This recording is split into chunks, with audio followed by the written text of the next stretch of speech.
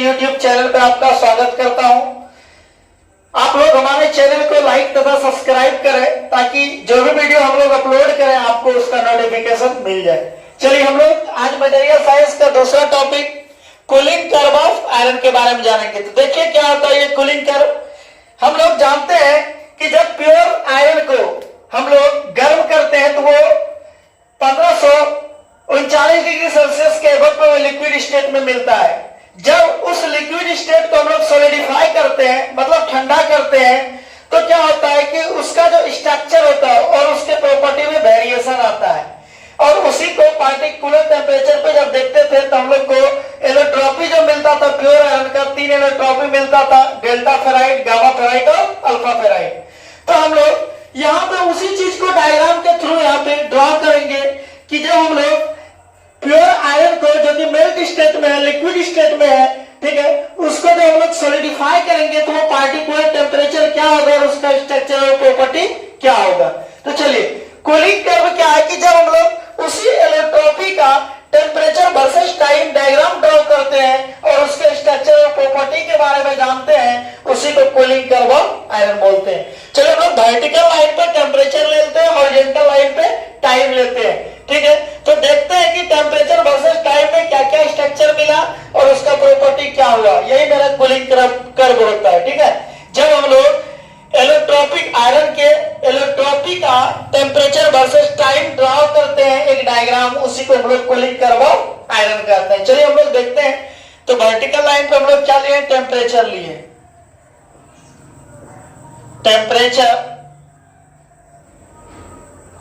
Horizontal line पे हम लोग टाइम ले लेते हैं।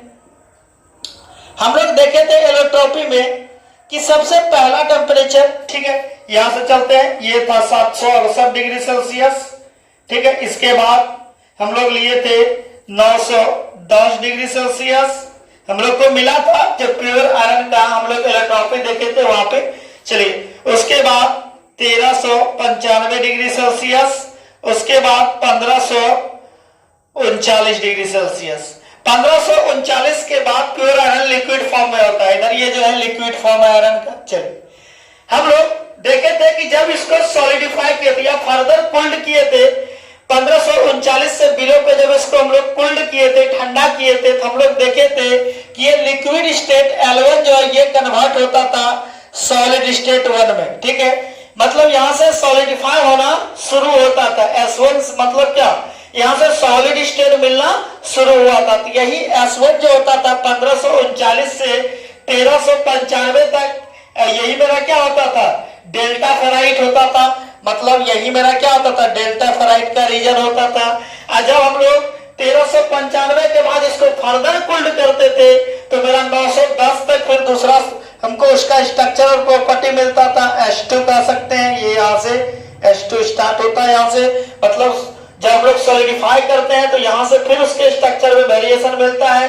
और यह वेरिएशन 910 डिग्री सेल्सियस तक मिलता है। चलिए 910 के बाद क्या हुआ, जब इसको हम लोग फर्दर कुल्ड किए थे फिर 910 के बाद इसके स्ट्रक्चर में चेंजिंग और प्रॉपर्टी में चेंजिंग मिला था। मतलब यहां से हमको तीसरा स्ट्रक्चर मिला था और ये S3 तक था। चलिए तो हम लोग देखे कि लिक्विड स्टेट था, ठीक है, प्योर आयरन। जब हम लोग इसको सॉलिडिफाई किए तो हमारा 1539 डिग्री सेल्सियस से लेकर 1395 तक हमको एक नया स्ट्रक्चर और प्रॉपर्टी मिला था जिसको डेल्टा फेराइट बोलते थे। उसके बाद 1395 से 910 डिग्री सेल्सियस तक फिर उसके स्ट्रक्चर और प्रॉपर्टी में वेरिएशन था, ठीक है। उसके बाद फिर 910 के बाद यहाँ पे हम लोग 0 तक कह सकते हैं कि फिर उसके स्ट्रक्चर और प्रॉपर्टी में वेरिएशन था। तो स्ट्रक्चर में चेंजिंग मतलब क्या, उसके अंदर जो एटम्स का अरेंजमेंट है ना वो चेंज करता है। जैसे हम लोग को यहाँ पे 1539 से लेकर 1395 तक BCC स्ट्रक्चर मिला था, उसके बाद 1395 से 910 तक FCC स्ट्रक्चर मिला था, फिर 910 से बिलो, ठीक है, ये भी हमको BCC स्ट्रक्चर मिला था। चलिए हम लोग अब इसको दिखाते हैं कि कौन सा स्ट्रक्चर किस प्रकार मिला था। यहाँ पे चलिए हम लोग शो कराते हैं। तो ये जो था स्ट्रक्चर, ये मेरा 1539 से लेकर 1395 तक ये था मेरा कौन सा स्ट्रक्चर, BCC स्ट्रक्चर। उसके बाद ये मेरा 1395 से लेकर 910 तक ये मेरा क्या था, FCC स्ट्रक्चर, ठीक है। उसके बाद 910 से बिलो ये मेरा क्या था, BCC स्ट्रक्चर। उसके बाद हम लोग देखेंगे एलोट्रॉपी क्या मिला था हमको आयरन का, ये भी क्या था, BCC स्ट्रक्चर। उसके बाद ये जो एलोट्रॉपी मिला था हमको, ठीक है, ये हमको क्या मिला था, डेल्टा फेराइट मिला था। चलिए उसको भी हम लोग दिखाएंगे। ये हमको क्या मिला था, डेल्टा फेराइट,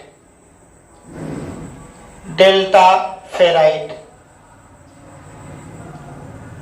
ठीक है। उसके बाद ये हमको क्या मिला था, गामा फेराइट, ये हमको मिला था गामा फेराइट। उसके बाद यहां से हमको 910 के बाद क्या मिला था, ये मिला था अल्फा फेराइट। ये हम लोग ये जो डेल्टा फेराइट, गामा फेराइट और अल्फा फेराइट है, हम लोग एलोट्रॉपी ऑफ आयरन में पढ़ चुके हैं, ठीक है। तो वहां पे जो टेम्परेचर रेंज होता था वहां पे हमने देखा था 1539 से 1395 डेल्टा फेराइट, 1395 से 910 क्या, गामा फेराइट, 910 से बिलो क्या, अल्फा फेराइट। और उसका स्ट्रक्चर भी हम लोग को यहाँ मिला था, BCC स्ट्रक्चर होता था, delta ferrite, gamma ferrite FCC structure होता था, अल्फा फेराइट BCC स्ट्रक्चर होता था। अब देखते हैं हम लोग प्रॉपर्टी कि प्रॉपर्टी क्या शो करता था। तो डेल्टा फेराइट हम लोग देखे थे कि डेल्टा फेराइट से लेके प्रॉपर्टी जो इसका होता था, मैग्नेटिक प्रॉपर्टी की जनरली बात करें हम लोग, तो 1539 से लेके 910 तक ये नॉन मैग्नेटिक इन नेचर होता था। तो 910 ये रहा। उसके बाद देखे थे कि 910 से बिलो में एक ऐसा पार्टिकुलर टेम्परेचर का पॉइंट मिलता था 768 डिग्री सेल्सियस तक। यहां तक क्या होता था, ये भी इतना रीजन जो है नॉन मैग्नेटिक प्रॉपर्टी को ही शो करता था, बट 768 के बाद बिलो जो होता था ये मैग्नेटिक प्रॉपर्टी को शो करता था। चलिए हम लोग कह सकते हैं कि यहां तक जो मिलता था हमको वो नॉन मैग्नेटिक प्रॉपर्टी मिलता था। ये क्या मिलता था हमको, नॉन मैग्नेटिक प्रॉपर्टी,